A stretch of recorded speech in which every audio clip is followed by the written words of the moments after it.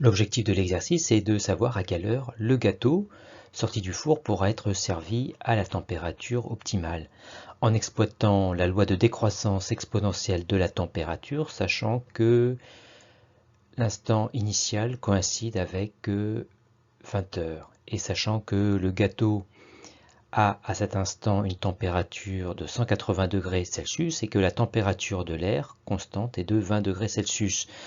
Les températures en degrés Celsius sont notées θ, alors qu'en Kelvin, elles sont notées grand T. Mais on rappelle qu'un écart de température, qu'il soit en Kelvin ou en degrés Celsius, est le même. On isole l'instant T dans la loi de décroissance. On isole dans un premier temps l'exponentielle en retranchant TR de chaque côté. On inverse l'égalité pour avoir un exposant de l'exponentielle positif.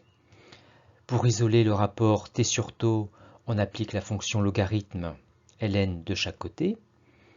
Et enfin, pour isoler petit t, on multiplie par taux de chaque côté. Mais avant de faire l'application numérique, il nous faut la valeur de la constante taux.